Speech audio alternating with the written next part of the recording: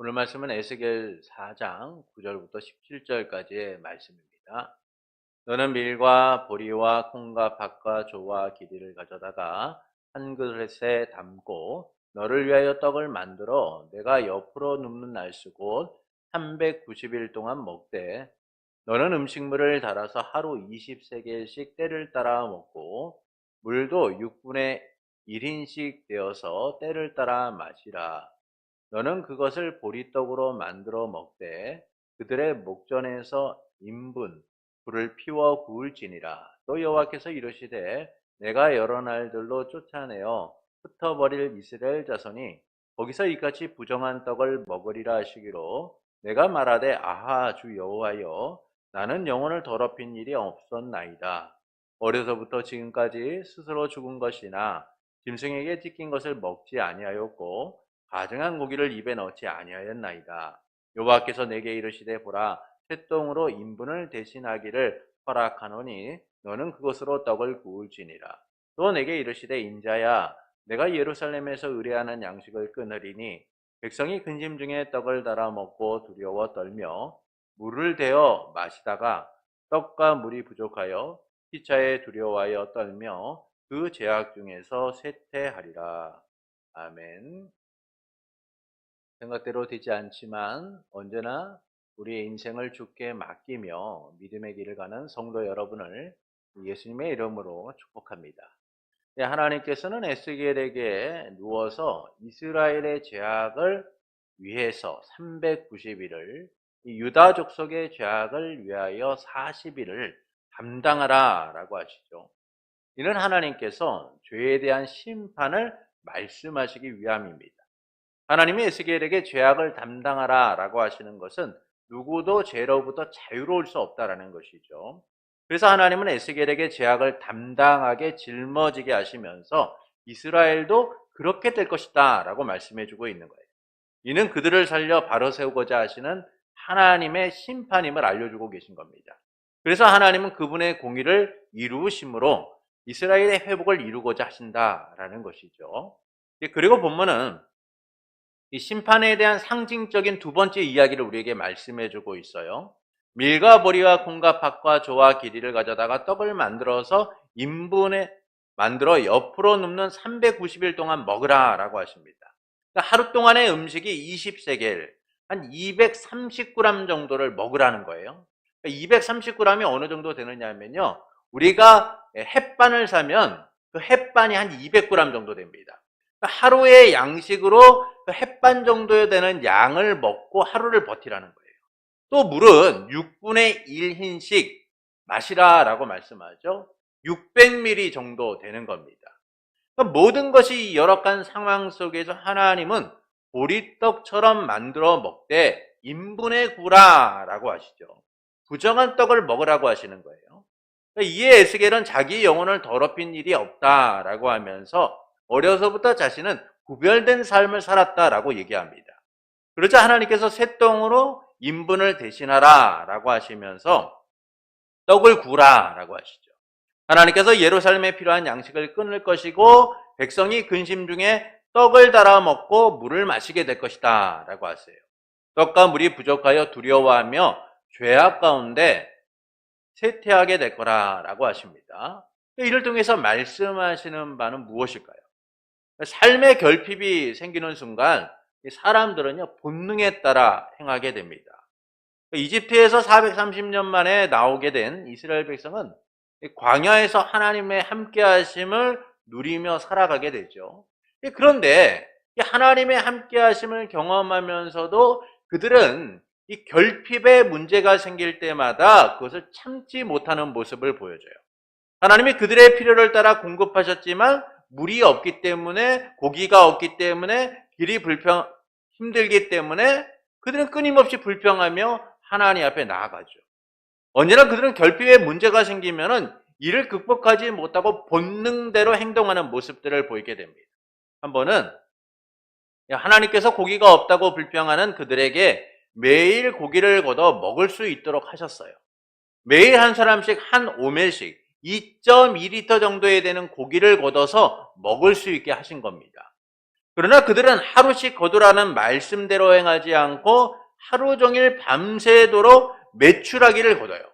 그들의 욕심대로 본능대로 배를 채우는 데만 급급한 거죠. 언제 고기가 사라질지도 모른다는 생각에 그들은 멈추지 않고 욕망대로 고기를 쌓기 시작한 거예요.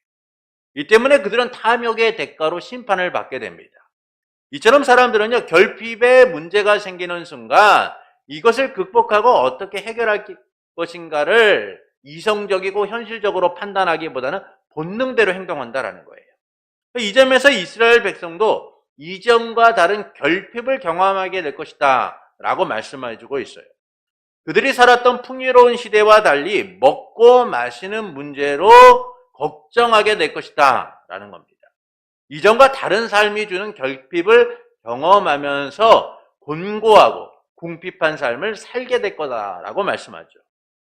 그래서 하나님께서는 에스겔에게 이스라엘 백성 앞에서 보리떡을 인분에 구라라고 하시면서 하나님이 쫓아낸 이스라엘 백성이 다른 민족의 땅에서 부정한 떡을 먹게 될 거다라고 하세요. 이 말씀을 들은 에스겔은 자신은 어려서부터 구별된 사람이고 거룩하게 행동했다라고 얘기하죠. 그러자 하나님께서 새똥으로 인분을 대신하라 라고 하시면서 떡을 구우라 라고 하십니다. 예루살렘이 필요로 하는 양식이 끊어지게 될 것이고 백성이 근심한 가운데 떡을 달아 먹고 두려워하며 물을 마시게 될 거다라고 하시죠. 그러니까 떡과 물이 부족한 현실을 경험하고 죄악으로 인하여 그들은 쇠퇴하게 될 것이다 라고 말씀하는 거예요. 이처럼 이스라엘 백성은 이전에 풍요로웠던 삶과는 달리 모든 것이 결핍된 삶을 경험하게 될 거라는 겁니다. 근심 중에 먹고 근심 중에 마시는 그런 삶을 경험하게 될 거라는 거예요. 왜 그렇습니까? 모든 것이 부족하기 때문이죠. 부족하기 때문에 그들은 근심하며 떡을 먹고 두려움에 떨며 물을 마시게 될 거라고 하시는 거예요. 그들은 포로된 삶이 주는 극심한 상황 가운데 놓이게 될 거라는 겁니다. 모든 것이 열악하고 힘든 삶, 그 삶을 통해서 에스겔뿐만 아니라 이스라엘 백성은 결핍된 고통을 받게 될 거라고 하시는 거죠. 이를 통해서 말씀하시는 바가 무엇일까요? 포로된 삶의 현실적 어려움을 말씀하시면서 이스라엘 백성의 부정함을 드러내고 계신 거예요. 이스라엘 백성의 부정함을 드러내시는 겁니다. 심판을 당하고 포로된 상황에 놓인 이스라엘 백성은 스스로 의로운 자라 여기고 살아가고 있지만 부정한 자들이다라는 거예요. 그래서 하나님은 그들의 부정을 드러내고 계신 거죠. 그들이 부정하고 더럽다는 것을 먹을 수 없다라는 것을 먹게 하심으로 진짜 부정한 사람이 누구냐? 바로 죄악 중에 있는 이스라엘 백성이다라는 사실을 말씀해주고 있는 겁니다. 이스라엘 백성은 그들의 헌신과 그들의 예배가 그들의 충성이 하나님 앞에 의롭다라고 믿고 있었어요. 불법하고 불순종하면서 그들은 그것을 죄악이라고 생각하지 않은 채 살아가고 있었습니다. 스스로 깨끗하다라고 믿었던 그들, 의롭다라고 믿었던 그들, 이처럼 악한 이스라엘을 향하여서 하나님은 지금 부정한 음식을 먹는 것처럼 너희가 부정한 자다라고 말씀해주고 있는 거예요. 이를 위해 하나님은 에스겔에게 부정한 떡을 먹으라라고 하십니다. 이는 이스라엘 백성이 의존하고 의지하는 것들, 그들의 풍족함을 끊어서 황폐하고 궁핍하게 될 것이다 라는 사실을 알려주고 있는 것이죠.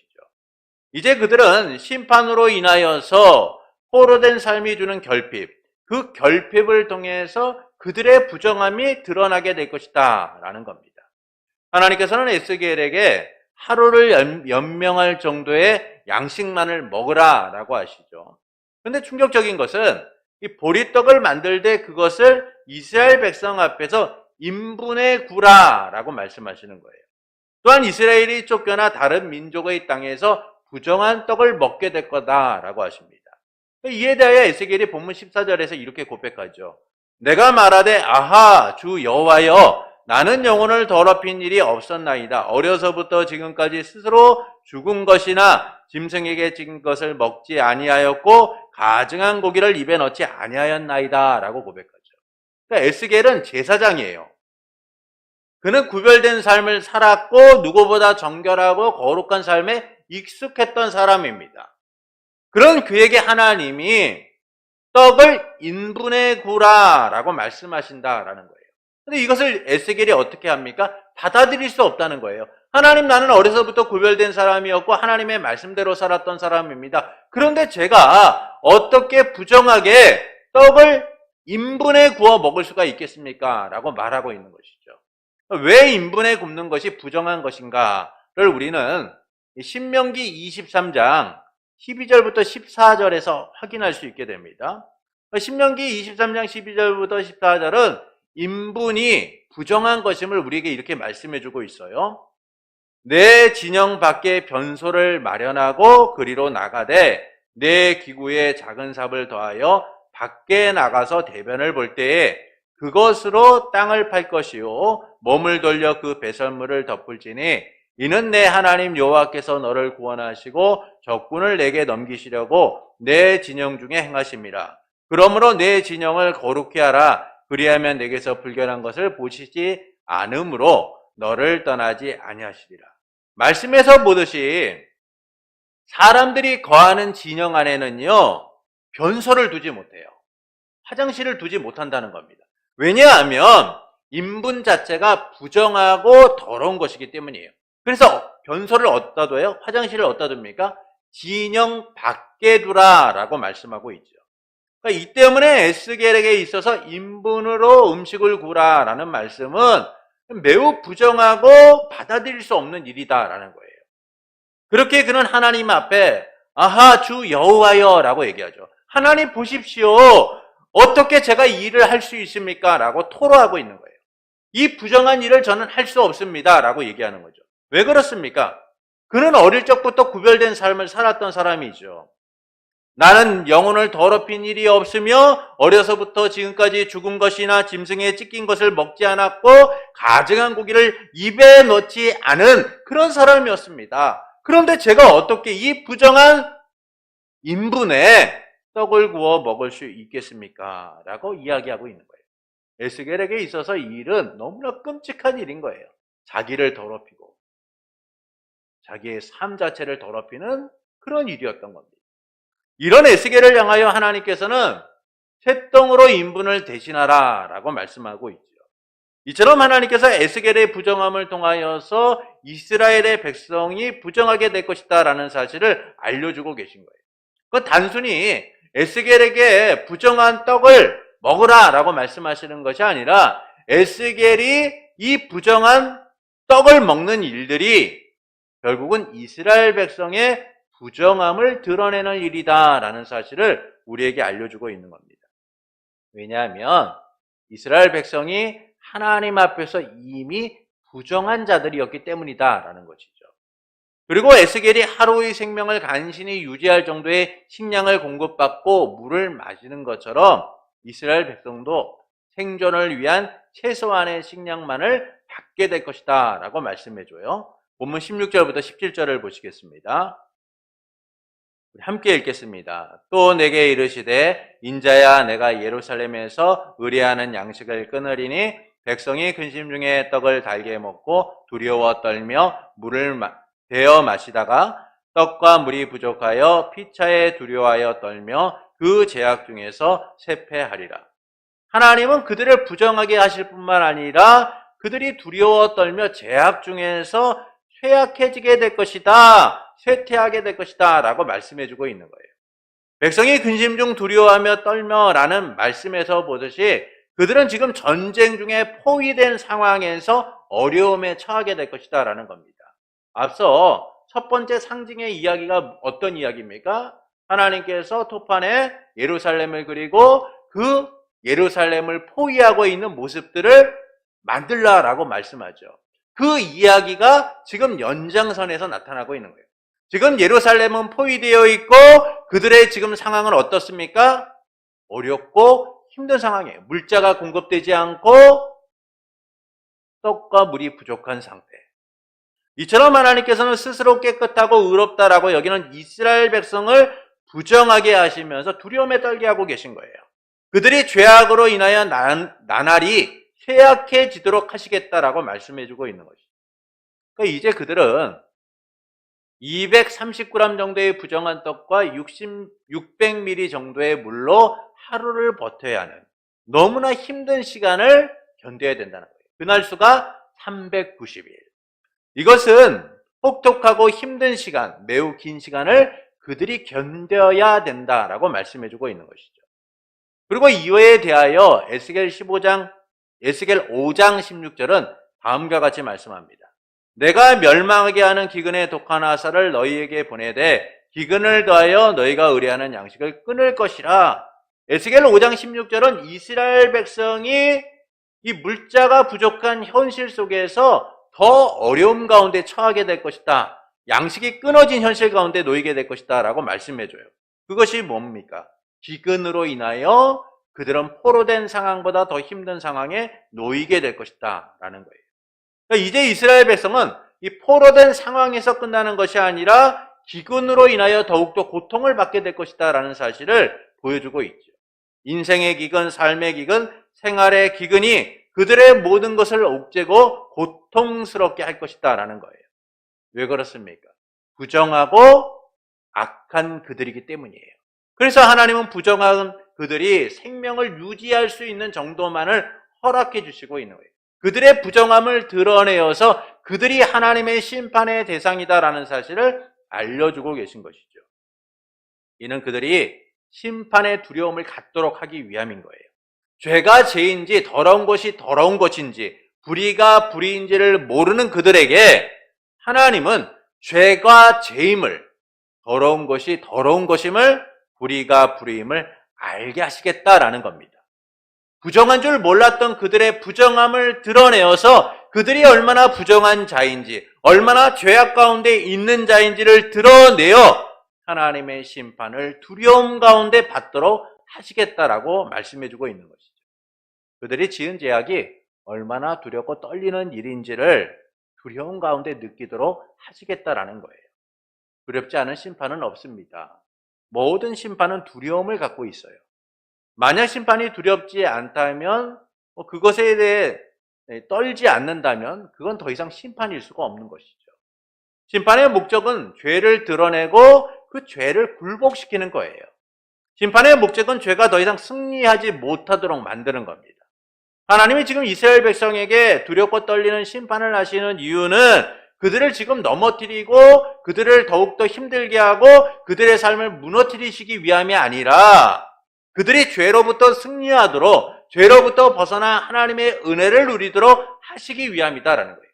그래서 지금 하나님은 그들이 하나님의 백성으로서 참된 예배자로서 바로 서도록 그들의 부정함을 드러내고 계신 거예요.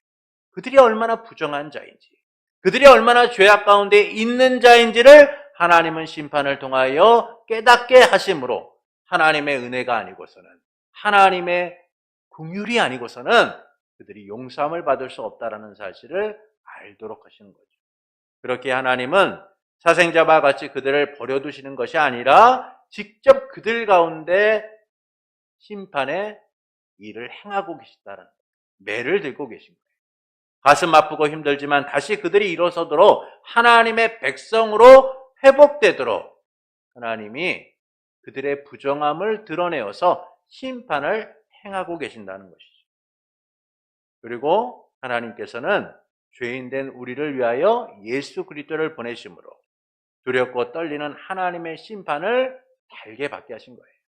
죄가 죄인지 불법이 불법인지도 모르고 여전히 죄악 가운데 살아갈 수밖에 없는 우리, 그 우리를 위하여 하나님은 예수 그리스도를 보내셔서 우리의 모든 죄를 짊어지게 하신 거죠. 예수님은 하나님의 두렵고 떨리는 심판, 저주의 십자가를 우리를 대신하여 주신 거예요. 이 일이 얼마나 두렵고 떨리는 일인지 겟세마네 동산에 오르신 예수님은 다음과 같이 고백합니다. 내 마음이 고민하여 죽게 되었으니, 내 마음이 매우 고민하여 죽게 되었으니. 예수님에게 이 일은 쉽고 가벼운 일이 아니에요. 너무나 힘들고 어려운 일이었죠. 또한 예수님은 이렇게 말씀합니다. 이 잔을 내게서 지나게 하옵소서. 그러나 나의 원대로 마옵시고 아버지의 뜻대로 되기를 원하나이다. 얼마나 두렵고 떨리셨으면 고민하여 죽게 되었다라고 말씀하시고 얼마나 두렵고 떨리셨으면 이 잔을 내게서 지나게 하소서라고 요청하셨을 거예요. 그런데도 주님은요, 우리의 모든 죄악을 감당하시고자 골고다를 오르셨어요. 십자가를 짊어지신 겁니다. 십자가의 무게보다 더한 우리의 죄악을 짊어지시고 그 길을 행하셨던 예수님. 죽음보다 더한 공포가 십자가를 더 힘들게 했음에도 불구하고 묵묵히 아버지의 뜻을 따라 부정한 우리, 죄악 가운데 죽을 수밖에 없는 우리를 위하여 그 길을 가셨던 예수님을 통해 우리는 심판 가운데서도 하나님의 사랑이 얼마나 놀라운가를 경험하게 되었죠. 우리의 모든 죄를 짊어진 예수님의 길은 가장 험악한 산을 넘는 것보다 더 험난했어요. 손에 못 박히고 허리에 장자국이 생겨도 그분은 십자가에서 내려오지 않고 모든 것을 다 견디셨어요. 그 길에서 주님은 십자가를 지셨고 모든 것을 이루셨습니다. 다 이루었다. 죄로 인하여 죽을 수밖에 없었던 우리에게 예수님의 십자가의 죽으심과 부활은 자유와 생명, 새 삶을 주신 일이에요. 부정한 우리를 위하여 대신 하나님의 심판, 공의를 담당하셨던 주님. 그 주님 안에서 우리는 이제 죄가 죄임을, 불법이 불법임을, 부정한 것이 부정한 것임을 아는 자들이 되었죠. 하나님의 자녀로서 거룩한 삶을 살아갈 수 있게 된 거예요. 예수님의 보혈로 의롭게 하셨고 깨끗하게 하셔서 예수의 보혈을 의지한 채 하나님 나라 백성의 삶을 살아가도록 만드십니다. 그래서 우리는 예수 그리스도를 통하여 죄가 죄됨을 깨닫고 하나님의 은혜로 살아가는 자들이 되었어요. 그래서 우리의 자랑은 내 의나 내 삶이나 내가 행한 일들이 아니라 오직 주님의 은혜임을 고백하는 거예요. 예수의 십자가만이 오늘 우리의 자랑이 되어야 된다라는 겁니다. 심판은 두렵고 떨리는 일입니다. 하나님은 에스겔에게 부정한 떡을 먹게 하심으로 이스라엘 백성의 부정함을 드러내셨어요.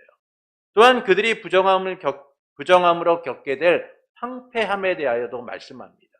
그들이 얼마나 결핍되고 힘든 삶을 살아가게 될 것인지를 보여주시죠. 그러나 하나님은 이와 같은 심판을 통하여 그들을 회복시키기를 원하시는 거예요. 하나님의 자녀로서 다시금 서도록 은혜를 베푸시고자 하나님은 부정한 그들의 부정함을 드러내셔서 심판을 행하고 계신 것이죠. 그리고 죄인된 우리를 위하여 예수 그리스도를 이 땅에 보내심으로 우리의 죄됨을 드러내시고 그 죄에 대한 심판을 예수 그리스도에게 지게 하심으로 하나님의 은혜가 아니고서는 살아갈 수 없다는 사실을 우리에게 보여주셨습니다. 그래서 우리는 더 이상 부정한 자가 아니라 주 예수 그리스도를 통하여 의로운 삶, 하나님 나라의 거룩한 백성된 삶을 살아가게 된 것이죠. 이를 통해서 하나님께서는 우리가 어떻게 살기를 원하실까요? 하나님을 경외하는 자가 되기를 원하시는 겁니다. 스포츠 경기를 보면요, 선수뿐만 아니라 감독까지 퇴장을 당하는 경우들을 우리가 보게 됩니다. 심판의 판정에 불만을 품거나 이에 대하여 격렬하게 항의하게 될 때 선수나 감독이 퇴장당하게 되죠. 심판은 경기장에서만큼은 존중되어야 해요. 심판이 존중받지 못하면 어떤 일이 생깁니까? 경기가 엉망이 돼요. 선수나 감독 등 자신이 원하는 대로 아무렇지도 않게 행동하게 됩니다. 반칙이 많아지고요, 무질서가 지속되게 되고요, 불의와 불법이 넘치게 되죠. 이 때문에 모두가 피해를 입게 돼요. 그래서 경기장에서 심판은 존중받아야만 하는 거예요. 우리의 인생의 경기장에서도 마찬가지입니다. 어떤 이는 수비수로, 어떤 이는 공격수로, 어떤 이는 코치로, 어떤 이는 감독으로 인생의 각자 맡은 역할을 가지고 인생의 삶을 살아가요. 저마다 살아가는 방식, 모양과 삶의 양식이 다 다르죠. 하지만 이 경기장에서 심판은 누구세요? 하나님이신 거예요. 하나님께서 우리의 심판이 되셔서 우리의 삶을 살펴보시고 우리의 죄에 대하여 지적하시고 우리의 죄에 대하여 책임을 물으세요. 하나님은 불의한 우리, 불법한 우리를, 반칙을 일삼는 우리에게 때로는 옐로우 카드, 레드 카드를 통하여 하나님의 경기장 안에서 바르게 살도록 말씀하고 계세요. 우리를 하나님의 허락하신 인생의 경기장에서 바르게 살도록 하시고자 하나님은 경고하시고 심판하시고 우리의 책임을 물으시죠. 그래서 우리는 이 삶 속에서 하나님을 온전히 경외하는 삶을 살아가야 돼요. 내 인생의 주관자가 되시는 하나님, 내 인생의 심판주가 되시는 하나님, 내 인생의 주권자가 되시는 그 하나님을 온전히 경외하고 살아가야 돼요. 그때에 우리는 이 인생의 경기장에서 하나님이 원하시는 대로, 하나님이 뜻하신 대로 살아갈 수 있어요. 그래서 우리의 유일한 심판자이시고 주권자이신 하나님 앞에 모든 것을 맡기고 그분을 온전히 경외하며 살아갈 수 있어야 하는 겁니다. 그렇지 못하면 우리는 부정하고 악한 길, 인생의 반칙을 행하며 살아갈 수밖에 없는 거예요. 이 삶이 우리를 스스로 깨끗하다고 하는 오만에 사로잡히게 하고 부정과 불법을 행하게 하고 하나님의 뜻과는 멀어진 삶을 살도록 만들기 때문입니다. 여전히 자신의 부족함을 깨닫지 못하고 하나님 앞에 반응하지 못하도록 만들죠. 그래서 우리는 하나님을 경외하는 삶을 통하여서 하나님께 온전히 반응하는 삶, 하나님의 뜻대로 행하는 삶을 살아갈 수 있어야 돼요. 이집트에 이주한 야곱의 후손은 그 수가 많아져서 이집트를 위협할 정도까지 사람들이 번창하게 됩니다.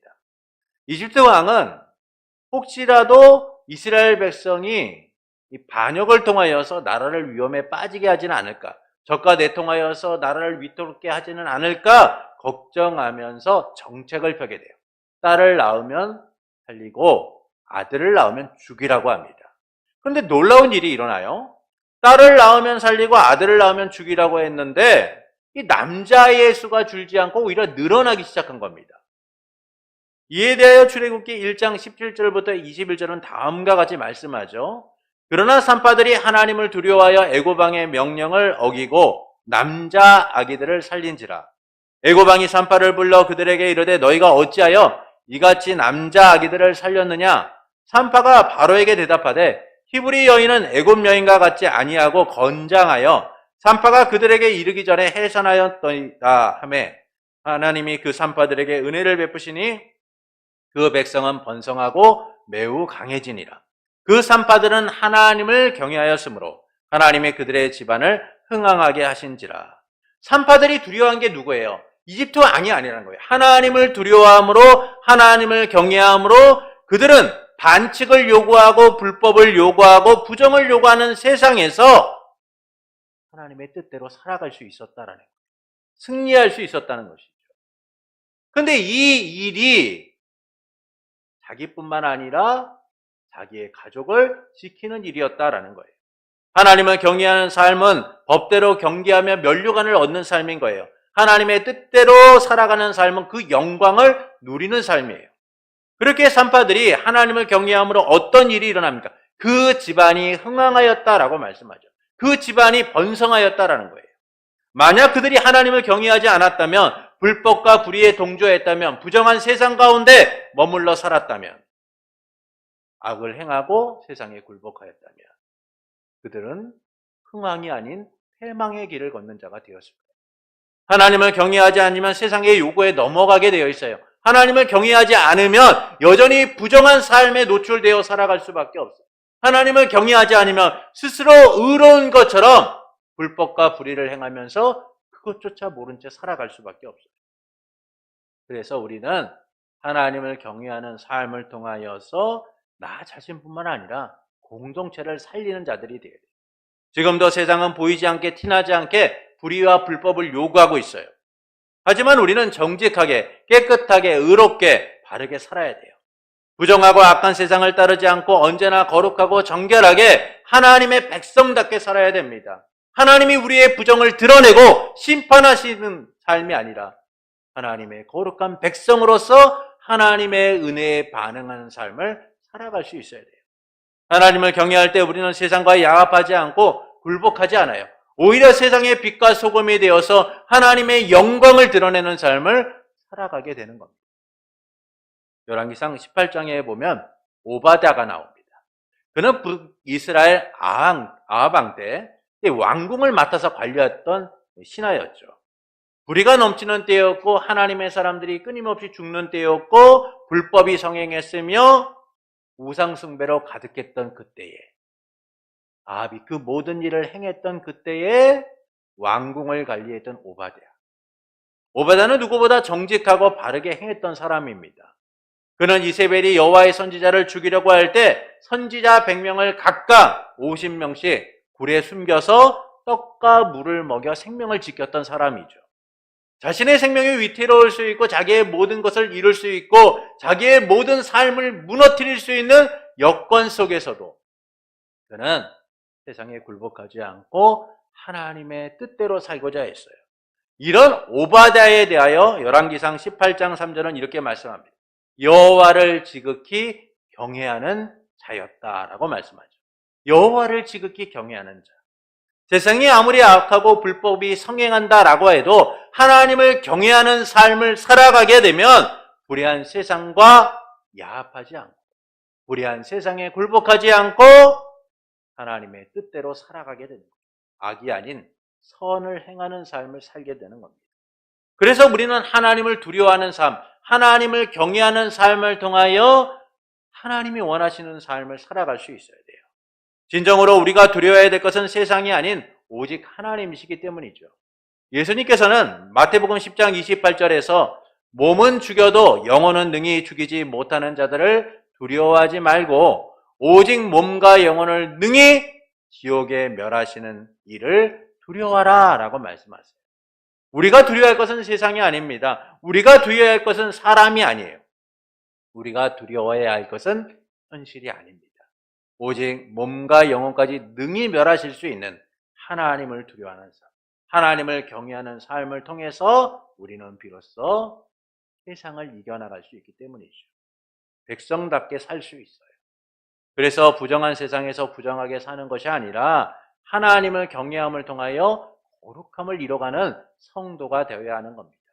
그러므로 부정한 것을 먹고 부정하게 사는 세상을 따르기보다는 하나님을 경외함으로 거룩한 삶을 살아가는 성도가 되는 것은 어떨까요? 하나님의 심판이 아닌 은혜를 따라 살아가는 성도가 되시는 것은 어떨까요? 사랑하는 성도 여러분, 하나님은 에스겔에게 부정한 떡을 먹게 하시며 이스라엘 백성도 부정한 떡을 먹게 될 거라고 하세요. 이는 포로된 삶의 현실적 어려움을 말씀하면서 이스라엘 백성의 부정함을 드러내고 계신 거예요. 하나님께서는 스스로 의롭다고 깨끗하고 여기는 그들이야말로 진정으로 진짜 부정한 사람이다라는 사실을 드러내고 계신 거예요. 그들은 터전을 잇고 다른 땅에서 부정한 떡을 먹게 될 거라고 말씀하시므로 그들이 부정한 자로서 하나님의 심판을 받게 될 것임을 말씀하죠. 그리고 그들은 예루살렘이 포위되어 떡과 물이 부족한 결핍과 궁핍의 상태에 놓이게 될 것을 말씀하고 계세요. 이처럼 그들은 근심과 두려움 속에서 하나님의 심판을 받게 될 겁니다. 그것은 그들이 부정한 자임에도 불구하고 부정한지 모르고 살아가고 있었기 때문이에요. 그래서 하나님은 그들의 부정함을 드러내어서 하나님의 심판을 받도록 하시는 거죠. 그러나 이는 하나님께서 그 백성을 회복시키기 위한 과정인 거예요. 그래서 하나님께서는 심판을 통하여서 그들을 회복시키고자 그들의 부정함을 드러내고 심판하고 계신 거죠. 이를 통해서 하나님께서는 우리가 어떻게 살기를 원하실까요? 하나님을 경외하는 자가 되기를 원하시는 거예요. 그러나 우리는 하나님을 경외하고 하나님 백성답게 살기보다는 세상을 따라 살 때가 많아요. 그것은 스스로 의롭다고 여기기 때문이에요. 자기 신앙에 만족하고 부정한지조차 모른 채 살아가고 있기 때문이죠. 여러분, 많은 그리스도인들이 지금 살아가고 있어요. 그런데 그 많은 그리스도인들이 자기의 신앙에 대해 어떻게 평가합니까? 나는 죄인입니다. 나는 부족한 자입니다. 나는 하나님의 은혜가 아니고 살 수 없습니다라고 그렇게 고백하고 하나님을 경외하고 살고 있나요? 그렇지 않아요. 스스로 의로운 채 스스로 자기의 신앙에 만족하며 살아가다 보니까 불법을 행하면서도 부정한 일을 행하면서도 그것이 죄인지도 모른 채 살아가요. 그래서 세상을 따르며 세상에 굴복한 채 살아가게 되죠. 그러나 하나님은 우리가 그렇게 살기를 원하시지 않으세요. 우리의 부정함을 깨닫고 하나님 앞에 바로 서기를 원하시는 거예요. 우리가 주님 앞에 얼마나 부족한 자인지를 깨닫고 하나님을 의지하고 바라보기를 원하시는 거예요. 그래서 우리에게 지금 필요한 것은 우리의 의로움, 우리의 신앙의 만족이 아니라 하나님을 경외하는 삶을 통하여 우리가 하나님 앞에 얼마나 부족한 자인지를 깨닫고 살아가기를 원하시는 거예요. 이제 심판의 날이 얼마 남지 않았습니다. 언제 심판이 우리에게 임할지 알지 못해요. 그래서 심판의 날을 기다리는 우리에게 지금 필요한 것은 하나님을 경외한 삶을 이뤄가는 거예요. 요한계시록 14장 7절은 이렇게 말씀합니다. 그가 큰 음성으로 이르되 하나님을 두려워하며 그에게 영광을 돌리라. 이는 그 심판의 시간이 이르렀음이니 하늘과 땅과 바다와 물들의 근을 만드신 이를 경배하라 하더라. 심판의 시간이 이르기 전에, 우리의 생이 마치기 전에, 진노의 큰 날이 이르기 전에 우리에게 지금 필요한 것은 하나님을 경외하는 삶을 회복하는 거예요. 하나님을 경외하게 될 때, 하나님을 두려워하게 될 때 우리는 그분께 영광을 돌리고 하나님의 말씀대로 살아가게 되는 것이죠. 이 심판의 날, 심판의 주로 다시 오실 예수 그리스도를 우리는 바라보며 주님의 말씀대로 살아가고자 하나님을 경외하는 삶, 하나님을 두려워하는 삶을 살아가야 됩니다. 그때 우리는 주님이 다시 오실 때 기쁨을 누리게 될 것이고 하나님의 은혜가 얼마나 풍성한지를 경험하게 될 거예요. 이제 선택의 순간입니다. 두려움 가운데 살 것인지, 하나님을 경외하며 살아갈 것인지, 아니면 부정한 대로 죄악 가운데 머무는 대로 살 것인지를 선택해야 될 시점이에요. 불의하고 불의합리한 세상에서 하나님을 경외하는 자로 사는 일은 쉽지 않은 일입니다. 하지만 그 선택이 가져올 삶의 결과는 너무나 놀랍죠. 그래서 우리는 이 부정한 대로 살아가려고 하는 이 시대 속에서 하나님을 경외함으로, 하나님을 두려워함으로 바른 길, 거룩한 길을 따라 살아가는 성도가 되어야만 합니다. 그러므로 하나님을 경외하는 자로 사는 것은 어떨까요? 오직 하나님을 경외함으로 이 불법과 부정한 시대 속에서 하나님의 사람답게 살고자 힘쓰는 성도가 되시는 것은 어떨까요? 그때 거룩하고 정결한 주님의 백성답게 살아가게 될 겁니다. 부정하고 불의한 세상에서 떠나서 말씀대로 살아가게 될 거예요. 하나님 백성다운 삶, 하나님을 경외하는 삶이 얼마나 복된지를 온전히 누리게 될 겁니다. 그러므로 부정한 세상에서 하나님을 경외함으로 거룩하게 살기를 원하는 성도 여러분에게 정결하고 거룩하게 하시는 삼위일체 하나님으로 인하여서 날마다 하나님의 말씀을 따라 살아가는 기쁨으로 충만하기를 예수님의 이름으로 축원합니다.